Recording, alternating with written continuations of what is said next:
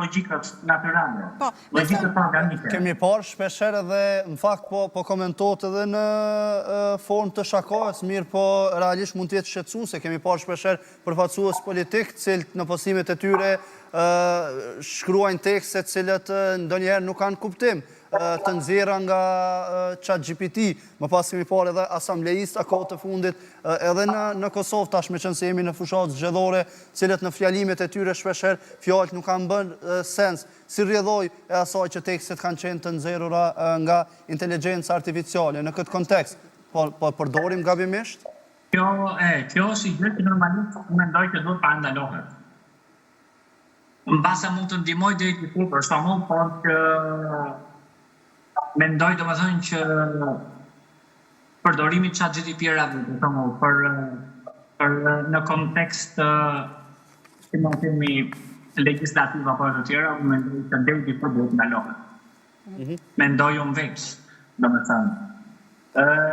Për shumë, fjala ne i përdorim inteligjencën artificiale në instrumentat e përkrimit, siç është Google Translate etj. Kjo po, se mund ta redaktojmë. Po që të krijosh një fjalim me inteligjencë artificiale, mua më duket, domethënë, është më e këndshme ta krijosh me mendjen tënde, në mënyrë organike, të mendosh qartë. Sigurisht, sepse tashmë ka filluar dhe të bëhet si shaka ajo që imagjinon ne kur kemi kryer studimet, të gjitha esejet dhe të gjitha punimet i kemi bërë vetë. Nuk e kemi pasur ndihmën e ChatGPT siç e kanë sot. Dhe ajo që mendoj Florentina jemi një brez më i fortë. Ne kemi pas celulare në gjimnaz, domethënë shohim lënda të ishim më të përgatitur faktikisht dhe mendoj që jemi më të përgatitur se sa brezi i teknologjisë sot.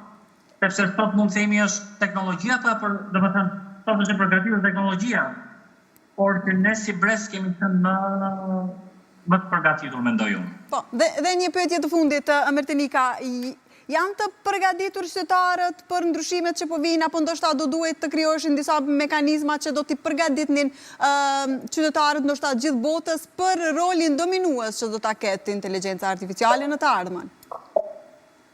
Ajo që unë mendoj më shumë duhet investohet ke pjesa trajnimeve. Domethënë që për çdo efekt ose për çdo veprim që do bëhet me inteligjencë artificiale, mirë që të qytetarët trajnohen. Që të dinë përdorin për shembull në mënyrë sa më optimale, e mendoj unë. Duhet fokusohet shumë te pjesa e trajnimeve. Se kështu që po vjen inteligjenca artificiale, po zhvillohet dhe po nxjerr shumë koncepte të reja, dhe është e nevojshme patjetër trajnimi i stafit i njerëzve, i qytetarëve, që përdoret më së miri nga ashtu si duhet. E qartë, Mertenika, të falenderoj shumë për këtë lidhje direkte. Ishte një kënaqësi shumë e madhe që isha pranur në 8B1.